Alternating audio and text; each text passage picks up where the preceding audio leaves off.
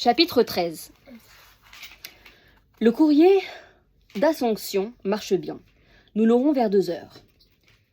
Nous prévoyons par contre un retard important du courrier de Patagonie qui paraît en difficulté. Bien, monsieur Rivière. Il est possible que nous ne l'attendions pas pour faire décoller l'avion d'Europe. Dès l'arrivée d'Assomption, vous nous demanderez des instructions. Tenez-vous prêts. Rivière relisait maintenant le télégramme de protection des escales. Des escales nord. Ils ouvraient le courrier d'Europe une route de lune. Ciel pur, pleine lune, vent nul. Les montagnes du Brésil, bien découpées sur le rayonnement du ciel, plongeaient droit dans les remous d'argent et de la mer, leurs chevelures serrées de forêts noires. Ces forêts sur lesquelles pleuvent inlassablement, sans les colorer, les rayons de lune. Et noires aussi comme les épaves en mer des îles. Et cette lune, sur toute la route inépuisable, une fontaine de lumière. Si Rivière ordonnait le départ, l'équipage du courrier d'Europe entrerait dans un monde stable qui, pour toute la nuit, luisait doucement.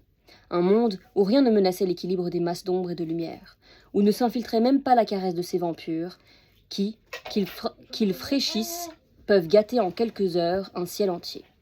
Mais Rivière hésitait, en face de ce rayonnement, comme un prospecteur en face d'un champ d'or interdit. Les événements dans le sud donnaient tort à Rivière, seul défenseur des vols de nuit. Ses adversaires tireraient d'un désastre en Patagonie une position morale si forte que peut-être la foi de Rivière resterait désormais impuissante, car la foi de Rivière n'était pas ébranlée. Une fissure dans son œuvre avait permis le drame, mais le drame montrait la fissure, il ne prouvait rien d'autre. Peut-être des portes d'observation sont-ils nécessaires à l'ouest, on verra ça. Il pensait encore. J'ai les mêmes raisons solides d'insister et une cause de moins d'accidents possible, celle qui s'est montrée. Les échecs fortifient les forts. Malheureusement, contre les hommes, on joue en jeu où compte si peu le vrai sens des choses. Malheureusement, contre les hommes, on joue un jeu où compte si peu le vrai sens des choses. L'on gagne et l'on perd sur les apparences. On marque des points misérables. Et l'on se trouve ligoté par une apparence de défaite. Rivière sonna. Bahia Blanca ne nous communique toujours rien par TSF. Non, appelez-moi l'escale au téléphone. 5 minutes plus tard, il s'informait. Pourquoi ne nous passez-vous rien? Mais qu'est-ce que ça veut dire? Pourquoi ne nous passez-vous rien? Pourquoi ne nous passez-vous rien? Ah, passez, ok. Pourquoi ne nous passez-vous rien? Nous n'entendons pas le courrier. Il se tait? Nous ne savons pas. Trop d'orage. Même s'il manipulait, nous n'entendrions pas. Treliou entend-il? Nous n'entendons pas Treliou. Téléphonez. Nous avons essayé, la ligne est occupée. Quel temps chez vous? Menaçant, des éclairs à l'ouest et au sud, très lourd. Du vent, faible encore, mais pour 10 minutes. Les éclairs se rapprochent vite. Amour. Mange pas ta girafe. Un silence. Bahia Blanca, vous écoutez? Bon, rappelez-nous dans 10 minutes. Et Rivière feuilleta les télégrammes des escales sud.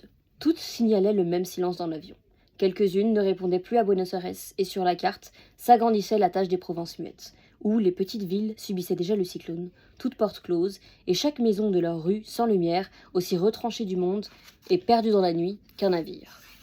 L'aube seule les délivrerait. Pourtant, Rivière, incliné sur la carte, conservait encore l'espoir de découvrir un refuge du ciel pur, car il avait demandé par télégramme l'état du ciel à la police de plus de 30 villes de province, et les réponses commençaient à lui parvenir.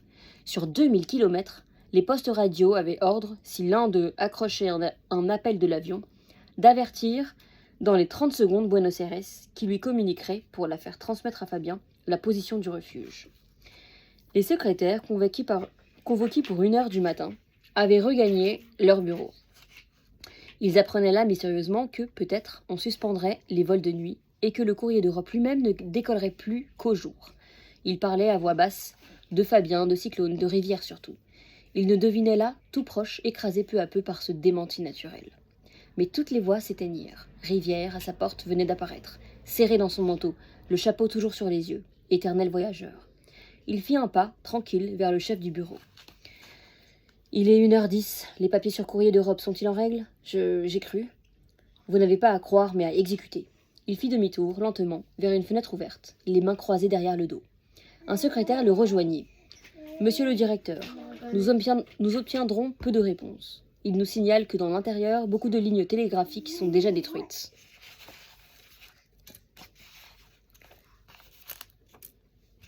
Bien, Rivière, immobile, regardait la nuit. Ainsi, chaque message menaçait le courrier. Chaque ville, quand elle pouvait répondre, avant la destruction des lignes, signalait la marche du cyclone, comme celle d'une invasion. Ça vient de l'intérieur, de la cordillère. Ça balaie toute la route, vers la mer. Rivière jugeait les étoiles trop puissantes. Rivière jugeait les étoiles trop luisantes, l'air trop humide. Quelle nuit étrange! Elle se gâtait brusquement par plaques comme la chair d'un fruit lumineux.